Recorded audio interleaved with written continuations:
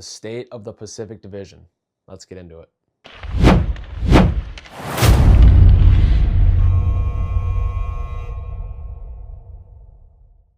We are in the final week of the regular season, and while the Central Division is an absolute gauntlet, the Pacific Division, well, sucks. We've got 4 teams separated by just 4 points, all of which can still win the division title. So the next 5 days are absolutely critical. But let's get into it. I'm going to break down the standings and some potential scenarios.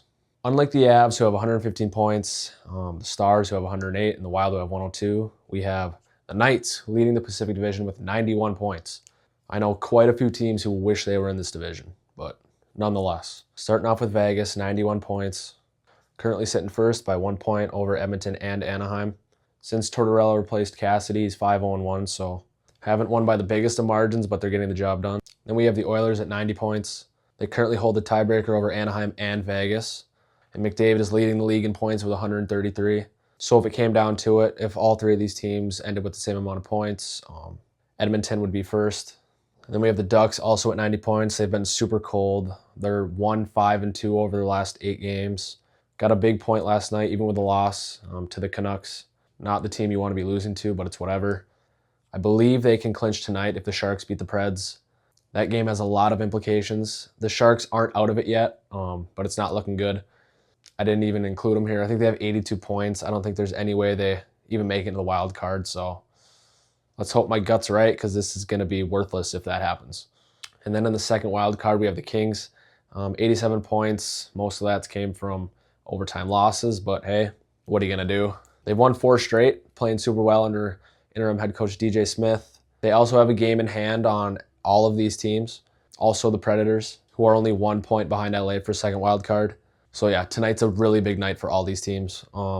If the season ended today, Vegas would be at home versus Utah.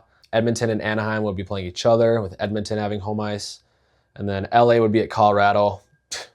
Wouldn't want to see that. I think that'd be an absolute drubbing. But yeah, now let's break down what might happen over these last few days.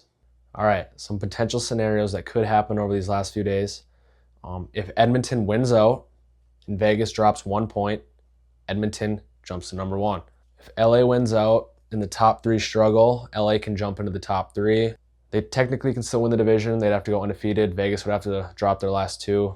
And then Edmonton and Anaheim would have to split.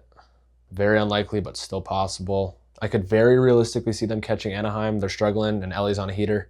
The Ducks are clinging to 3rd place in the Pacific for now. We'll see how long that lasts. But if the Kings do leap Anaheim for 3rd and Edmonton stays where they are, it would be Kings Oilers for the 5th year in a row. As a Kings fan, I don't know if I could take that again. I'm sure other hockey fans would want to see it. But if it does happen, I'll still be rooting as hard as I can for them. Maybe they could get it done. But yeah, now let's look at their remaining games. All right, Vegas's remaining games. Tonight they play the Jets, and then they play the Kraken on Wednesday. They've been playing well under Torts, so they should win both of these games, but who knows? And then Edmonton, they play the Avs tonight and wrap up their season against the Canucks. Tonight's game's probably a toss-up. The Avs are hard to beat, but the Oilers have the firepower to do it, and then they should beat the Canucks. And then tomorrow, the Ducks play the Wild and then wrap up against the Predators. Then the Kings play the Kraken tonight, the Canucks tomorrow, and the Flames on Thursday. But they're really going to be watching the scoreboard tonight from the Sharks versus Predators. They really need the Sharks to win. Preds are just 1 point behind them. They do have a game in hand on the Predators, but obviously they don't want them to win. But I mean, by tomorrow, the setting could completely change standings-wise. Even though basically every team struggled in this division this year, you can't deny it's been entertaining, and these last few days are going to be super fun.